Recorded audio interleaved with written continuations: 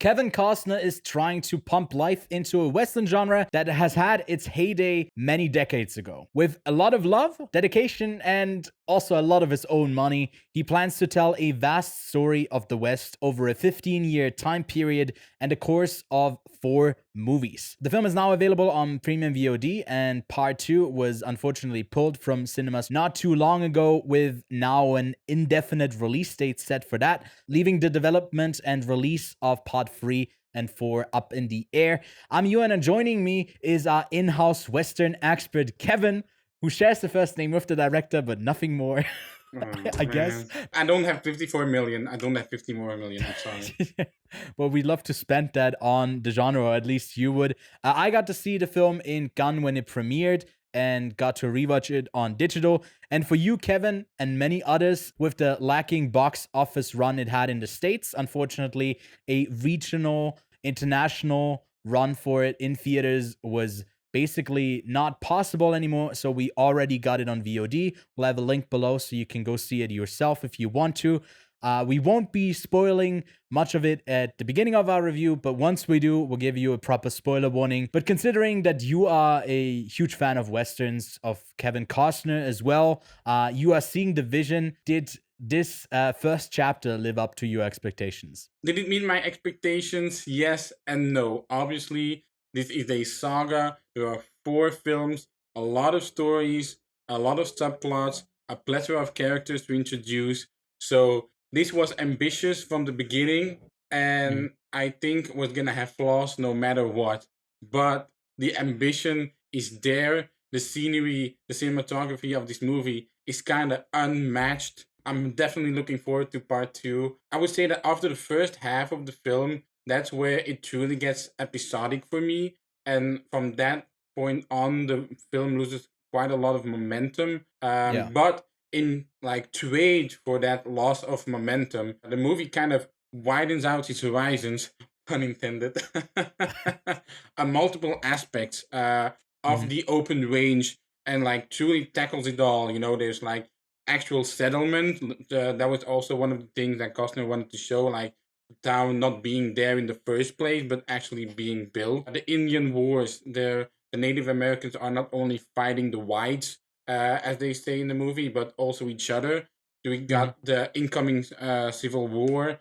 We have bounty hunters. We got the Oregon Trail. I don't think it's the actual Oregon Trail in the movie, but I forgot which one it is. But anyway, stagecoaches and all that. And then we got like a little, like it's not a huge thing, but like just a small look at the fact that there's even gold mining, like there's a gold rush in the area. So like you do truly get it all. And I truly think it's Costner's like kind of epilogue to this Western genre, because I don't think he'll make many more after this. So it was like, I'm gonna make one, kind of 4, but I know I'm gonna make one and just have it all stacked in there. What did you think of the story? I think the story is clearly a part 1 of 4. You can really see that this was the setup stage for all of it. It grabs your attention early on. I don't consider this a spoiler, but there's a bit more action. Also, don't consider this a spoiler, but there's introductions to new characters an hour and 45 minutes into the film. We get new characters. We return to some, and once we reach a point where everyone is established, you kind of cut back and forth a bit too frequently, and I think that's one of the reasons why it ends up losing momentum, because we are getting to a stage there with a lot of the characters where there is progress, where we should be supposed to be invested in all of their lives. But because the setup period wasn't really long enough to settle in, it feels a bit rushed in places, a bit cheesy. But ultimately, I think it really comes through that there's so much love for the genre, so much love for the tropes, and not really modernizing them or feeling like one of the critiques coming out of Gunn was that there's no strong female characters, that all of that stuff. On my rewatch, I didn't really have that problem, because I feel like everyone kind of exists in those tropes and is paying homage to what has come before. So it doesn't really feel like it's an oversight or just a lack of care to have good characters in there. They all have the shortcomings, they all have their merits. It is still a bit odd how he like introduces himself into the film with like. Well, it's epic, yo. It's There's epic, like yeah. you got the background scenery, which is epic. Then he comes in on a horse. He's close Swooping up. in. You got Yeah. the score absolutely raging. Like it's truly a cinematic like movie star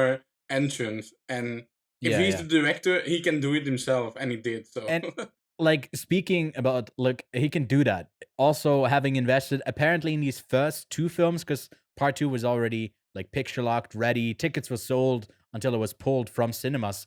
Has invested 54 million of his own money into this project. I feel like at this point, I would really love to see it come to fruition because it's one of those visions from a director that I feel like is worth existing. There's some other ones also premiering Gun, Megalopolis from Francis Ford Coppola that I could do very much without, and there's no benefit of it existing. To be honest, it was a oh horrible movie. yeah, I heard of that one. Here, Yeah. I would look. I gave it a half-star rating. I'm probably like the one who made it. I hated it the most out of Gun, which I probably have to come back on that as well. We are currently running. We'll talk a bit more about that at the end. But we're currently revisiting a lot of the westerns through all of the decades for a project that is hopefully going to help on our end as well on YouTube for people to care a bit more about westerns. It's going to span over 6 parts, I think, as well, or 5 parts at Or least. 7. Who knows? Maybe we'll write It's more. never going to end. But hey, our investment is just our time. And through that, I have kind of having that in between my first screening and Gun and now at home, a bit more appreciation for the genre. Already just like from early on, from films that from the 20s and 30s and stuff like that. I feel like, yeah, there's a lot to be enjoyed about this film. And ultimately, its shortcoming is mainly that it needs a part two to come out like right now, and maybe we can talk a bit more about that when we talk about spoilers. But yeah, do you feel like it leaves you hanging a bit? Like if the movie went for 3.5 hours, like maybe there would have been a more positive response. Like, what do you think about like all Well, of I that? don't think so because we who knows how long part 2 is, right? So if part 2 is like 3 hours, then you got another 2.5 hours out there. Yeah, So the movie definitely like brings you in, and you kind of want to stay in there, kind of like a great TV show. But obviously, this ain't a TV show. I don't think it leaves you hanging. It definitely leaves you wanting more. yeah. Accomplished, mission accomplished from Costner in that regard. But I'm just hoping we get it as soon as possible. But unfortunately, they want to leave it on VOD, let people discover it. Westerns tend to do like horribly bad overseas. They make most of their money in the States. It's interesting that like not a lot of people from Yellowstone came over, made the trip out to the theater, and I feel like you're onto something there. That like a movie, especially like that's 3 hours long, that you can space apart over maybe 2, 3 viewing, like as an episodic thing. Like you could basically make the stop before. I guess we can talk about spoilers maybe now. So if Oh, you you like know what? westerns, I go see it. like you know those tweets like when the Irishman came out, like how to watch the Yeah, yeah. Irishman as a How to space it apart? yeah, Yeah. maybe someone will do that for Horizon. Who I knows? mean, you can do you can split the first part. Like I would end it with a closing chapter for a character, and then like first hour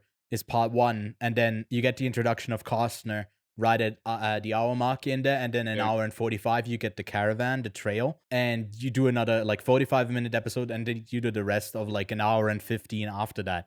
And I feel like you got a nicely split I three mean, part who series of knows? part one. Maybe they'll do that because like Quentin Tarantino's Hateful Eight has gotten a series Yeah, type of the form Netflix later down thing. the road too. So who knows? Maybe on Max, you'll Yeah, get the Max out of it. Because it is produced by New Line Cinema, which notable here as well. We are not talking about the film anymore. Very much about. We'll get back to talking about the yeah, yeah, film in yeah. a second. But New Line is like a smaller company, production company within Warner Brothers, and they have the distribution and production right for the first two films, part 3 and 4. That's why it's like so up in the air. Because they're basically ready to shoot, but now I feel like they do have to wait for maybe a release date plan, and I feel like Warner Bros. Is definitely going to drop this because it's not making a return for them. Although, It's you gonna know, get Zaslav. yeah, there's not that much risk from them because obviously there's a ton of investment on their side as well, like the rest of True, those 100 million true. probably, but not like they invested all of it in there. So, what do you think about like the different characters, the different storylines that get introduced in this part one? Like, what's your favorite? Well, I think every storyline apart from Jenna Malone's, which kind of underused in this movie, is very interesting, you know. But I got three favorite scenes, which is One is between Danny Houston's and Michael Rooker's character. Michael Rooker's character is my favorite in the film. He gives such a like tender and like calm performance, which is totally not what you're used of seeing Michael Rooker Yeah. do normally. So he's my favorite character. But there is a scene after a meeting between also Sam Worthington's character, who is also giving a better performance than usual. So that's Hmm. good. But after that, there is a scene between Danny Houston and Michael Rooker, and they basically talk about the westward expansion, the idea, like the myth of there being an open range where you can settle and build a house, which is a dream for many young people nowadays, but that can't be realized ever. So that's also probably why I like the genre so much. Like, oh my god, building a house for nothing, amazing. Very unrelatable for us. Like they talk about the westward expansion and the myth, the idea of settling in the open range and like the end of the frontier of the wild, wild west, as you want to Yeah. say. And I think capturing that idea in a scene after so many westerns that kind of have gone away from the realistic side of the actual 1800s is so Mhm. interesting and so refreshing to have. There's also a scene between of a chief of a tribe from the Native Americans, and Yeah. he's like talking about the identity of two sons who are on kind of different ends of the spectrum. Also, really refreshing stuff to see. And obviously, you also got the bounty hunting, which also was totally a thing. You got people. There was a shortage of lawmen, so there kind of were just people that were bounty hunting on Indians, on everyone, kind of, and that was also interesting to see. So a lot of things that there's a lot of meat in this movie, too much to feast upon, but Yeah. there are parts that are absolutely great and totally appetizing. I don't know which ones were your favorite type of.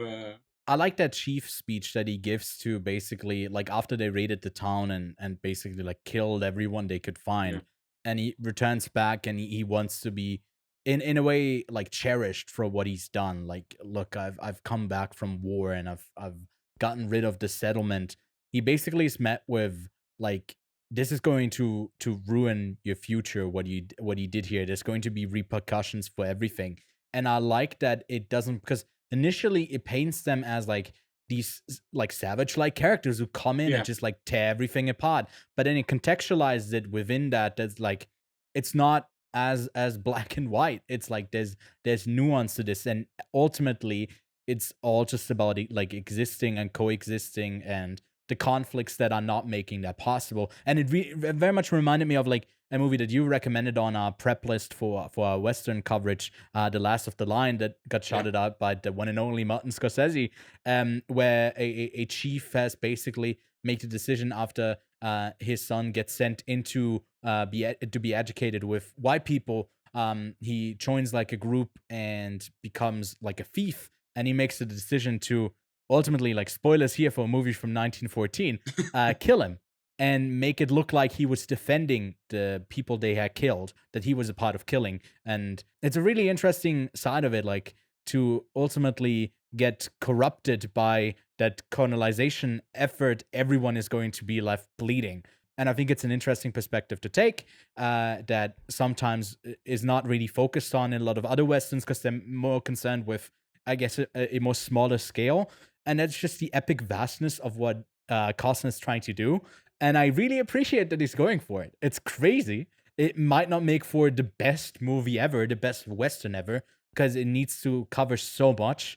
yeah, Basically, like you listed every trope that's kind of covered yeah, in like Westerns, and it was like all pretty much all of them are like in this first movie alone. It's impressive. It's also a bit of a mess, and it's a bit of a slog at times. I feel like some characters and some moments are very cheesy. It's fine. I'm very much looking forward to part two. And spoilers here, it ends with like a the montage thing of showing where it leads. Ultimately, like after a very intriguing and exciting scene of a callback from some a surviving kid that is now part of like that cycle of violence that was teased with that chief thing, chief Native American.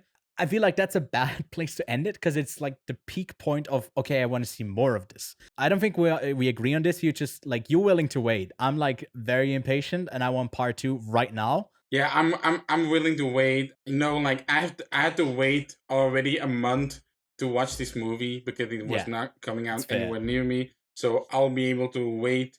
It's basically a cliffhanger. So Yeah, I yeah, mean, all of the storylines are basically getting set up in a way where there's not much that has happened with them yet. We do have the like, why these characters meet, and it feels like yeah, part two is about them colliding even more. But you said like all of it is connected through this pamphlet that we see yeah. To a appear. pamphlet, like everything Yeah, is connected to the pamphlet, which represents the idea of like the horizon, the open the open range. Yeah, range, and hmm that's like the pivotal part of the western, and yeah, like it kind of feels in some regards like Horizon is like the movie to end all movies, which is kind of yeah, ironic because we're reviewing another western in a moment, but like it does, yeah, yeah. but it does feel like a movie, like a western to end all westerns, and I'm very excited to like hopefully he'll get a chance to actually get it all out there. Yeah, it would be very disappointing if it doesn't come together. And like I said, I feel like he can wrap it up in three, and that's the most realistic thing that we can get Probably. from the storyline. And from the studio maybe too. Like Yeah, you're not getting four. You may make three, and that's it. So that's also a possibility, but who knows? we just hope that it has the same thing as something like Dune had, where they had the day and date release date on Max. I feel like that would have done better regardless. It's Yeah, not a fair comparison to make, although there's in both of them there's sand. That's about where the connections end though. And then the second one did like way better was for the first 6 months of the year. It was like the highest grossing yeah, film, or 5 months of the year was the highest grossing film of the year. And maybe there could be that excitement, but sci-fi has done like way better than westerns. I feel like a lot of them have barely like grossed past like 100 million at the box office, and yeah, it's ambitious. I don't think it's for everyone. You need to be kind of a fan of this franchise, this genre, and hopefully maybe it's hard to like get someone to watch it and then say they're going to be a fan of the genre because it like encapsulates so much of what you appreciate of it already. So it feels like a collection, like you said, like a sum to end it all, to cap the genre off. So it's a hard sell. and like there's a lot of But I think it's worth it. like homages to other westerns as well. Like there's a Mm, scene with Sienna Miller's daughter, kind of inspiring the other men. Like that's kind of the same as the ending of Once Upon a Time in the West, I believe. I think the bad or the ugly character. I think the ugly character says to the woman like, go out there, inspire the men. But that, which is to be fair regard, is quite sexist thing then. But it's kind of the same. So there are a lot of homages to movies that are like better, but not exactly more realistic or anything. So like if you want something like that truly sometimes feels like a history film, like like those what is it, National Geographic history movies. Sometimes yeah, Horizon can feel like that, but yeah, yeah. But then it caps like short of what a lot of I don't know. Maybe the setting was in the two movies that we watched. The Civil War is mentioned and it's happening, but we don't get to see any of the true, Civil War, true. and it like clearly shies away from being concerned about the action part of it all, and is way more concerned with the characters, which I do appreciate. It makes it more interesting that there like is something more to tell beyond Yeah, shootouts, and that's cool. I like it. yeah, recommend. Yeah, I can recommend. I moved up my rating. I gave it like a 2.5 coming out of gun, up to a 3. Probably closer to a 3.5 if this second one can actually continue the story in an intriguing way. It's similar to Dune, where the first one was necessary, was also already great, but it makes the second one that much greater, having all of that like baggage already that like hopefully you're not taking from someone else's water and bathing in it naked. Which, by the way, that scene felt like it was very much for the audience as well, to have like someone who's like a beautiful woman undressed and whatever, and you characters are gawking, Oh but yeah, we are yeah. gawking as well. That was a very unnecessary scene the way it was filmed. You could have done that without nudity, but hey, I don't remember seeing full nudity. Like I remember seeing like like a glance, but not full on. But oh uh well. Yeah. It's like I don't know. It's not like outrageous, but No, I don't know. The way that everyone is presented, they kind of look perfect as well, like with perfect clean. And then when they're dirty, they're also not like always, perfectly dirty. No, that like there's something about them being perfectly dirty that but seems also a every bit off, like but it's fine. the supporting cast is so big, and so everyone looks so like perfect. You're also like, I don't Yeah. care, you know, like Even the no. bad guy, gets killed like early on. What's his name? Oh yeah, Caleb, I think is his name, yeah. or something like that. No. Well, he's the brother of the of Oh yeah, the you know guy what? from Supernatural. I thought, you know what? That's a great addition to the Western too. There was just a fucking enormous tall guy, like, you know. And I love his character. I didn't like the other blonde guy, which he was supposed to be off putting, and but he likes that pudding. He keeps eating it. Sorry. Yeah, Uh, but I like how it has the trope of, which isn't, I'd say, even a Western trope of the more calm guy who yeah, can control himself a bit more, and it builds to him being like a bigger antagonist later on because he's not as like impatient, and I think that's going to be a nice antagonistic force. yeah. Although again, it's just the setup so far. True. This whole movie is just the setup, unfortunately. What's your rating for the film? I gave it a 7 out of 10. You know, like the ambition, the filmmaking is just too good to go lower. A for effort. Even with all my like flaws and qualms with the film, like it's just something I respect so much.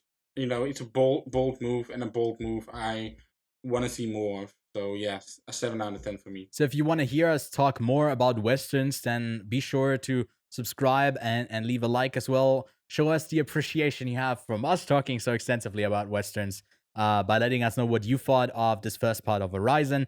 And then we do have that upcoming series that is currently in the works that we're reading hundreds of pages for, that we are watching dozens of films for. We have a list of around 200 films that we are looking into. Not all of them we're gonna get to, but it's going to be as 211. vast as Kevin Costner's project on this.